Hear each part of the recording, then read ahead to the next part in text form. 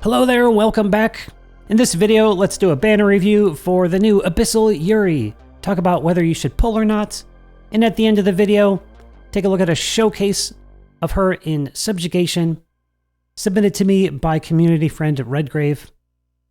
Let's get right into this. Okay, so we have the new Abyss Yurie. The best news is that the penalty has changed on Abyssal units.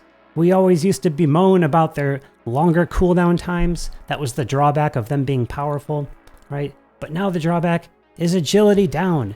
And we don't need to use them in arena anyway. And agility only matters there because it just affects the turn order of auto attacks. In PvE, doesn't really matter in PvE. And then of course we get all the other usual Abyssal stuff. Attack up 40%. The stat, attack stat to dark weapons, HP. And then, in this case, a third passive that's pretty impressive. Caged Vigor, 30%, below 60% HP. And that's not a very steep requirement. And that's a generous amount for a third passive. And of course, that's a static Caged Vigor, not a dynamic. So when you stack your dynamic from weapons on top of that, you're going to be seeing a lot of damage if you can manage to get this, of course. Okay, and of course, we have modern top tier attack, which is nice. Defense is kind of high too. HP is kind of, mid-ish high. Okay, the character skill. We have another one of these huge multipliers, pretty common for Yurie costumes. And it's only a 4-hit, but we see this a lot ever since Sino Akeha and that type of costume, where we have this giant multiplier that makes it easy to cap against high defense enemies, such as Quest 5 Moose in Subjugation. So huge multipliers, 400% with an additional 60% when you're wielding Dark, and gives you a Dark buff, which will last you throughout knockdown to boost your skill damage, etc. 45 seconds just to seal the deal. Very nice. So she's a very strong unit. Exceptional subjugation DPS. Should be also useful in other PvE hard content as a DPS. Onward to the weapon. But first, the debris. Agility up 20% timed. Pretty interesting. So this could be useful in arena. You could push Nier to 100%. Without needing any timed agility in the subs. That means you could pack 2 flat agility in the subs, and oh my god, boost his agility to the moon, depending on how you build the team. Okay, the weapon. So pretty high attack, and it's pretty much another EX level weapon with big 100% multipliers. This one's a 5-hit and buffs your dark damage just like EX weapons. 23 seconds like usual. Then we have a Caged Vigor skill, that's the usual longer cooldown time, 26 seconds. Only a 4-hit, but again, 100%. And the additional Caged Vigor multiplier.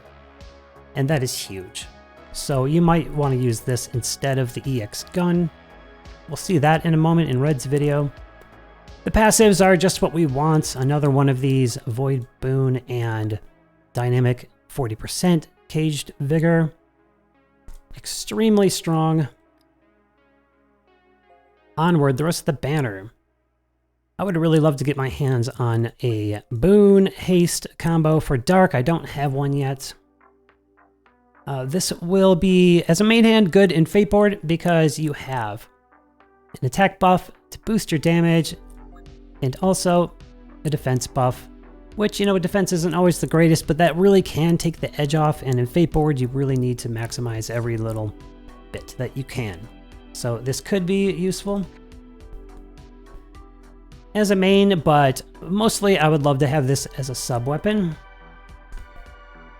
And then here, yet again, another weapon useful in Fateboard. We have an attack buff and a heal. The third dark healing weapon. Originally, we only had the gun, then we had the Mechanical Hina sword. Now we have this. It also has a cleanse. Very nice. 10% isn't the biggest heal, but it comes with a cleanse. Okay, so interesting. This could be useful on those Fateboard quests where you need to complete it with using a certain amount of character skills or fewer. and this can help boost the damage as you're just looping those weapon skills annoyingly, and then of course the survivability by healing. And that's especially useful when you're up against an enemy that's casting blind on you or something like that. Cool, so strong banner. Should you pull? I would say, for me it's a skip, and that's mainly because I just got my SSS Plus in Dark again. I struggled a bit, but I got it, and that was a relief. Otherwise, I'd be really tempted to try to get her to push that score. So in general, skip also because, you know, you gotta keep that gem stash looking good for future limited banners. Always be considering that. But there are a few reasons you might pull for Yurie. One, Yurie's your favorite, she's your girl, and you just want to collect Yurie costumes. There's nothing wrong with that. Go ahead and pull her. Now you have a really strong dark DPS unit too.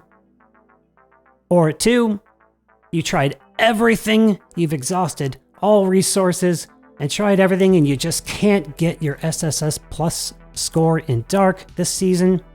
Then pulling Yurie could really help you push that score. Or maybe you're still like just trying to get into the SSS, and then obviously it's gonna make it on easy mode, right?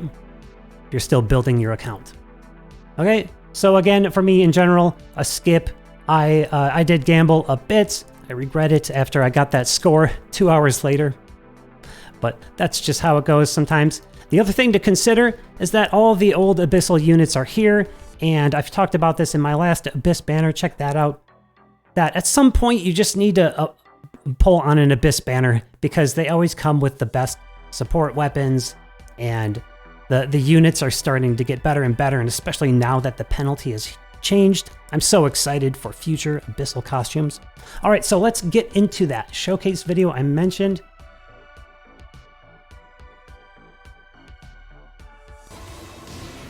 All right, here we go. Here's Redgrave going into knockdown with an A4 Abyssal Yurie. So, of course, we have capped damage on the character skill. Very impressive damage on skill 1, and capped damage on skill 2. Now, I don't know if you know this, but capping damage on a weapon skill in Subjugation Quest 5 is very impressive. And then Red manages to get the loop here. And if you see the score up there, it exceeds 300, which means Red has secured, more than secured, an SSS Plus score with just this one wave using Abyssal Yurie. So, indeed, she is very, very strong. But spend your gems wisely. Great, so that's all I wanted to talk about in this video. Those are my thoughts. Thanks so much for watching as always, and if you like what you see here, throw a like on the video, sub on the channel. All of that helps me grow, and it's much appreciated. I'll see you in the next one.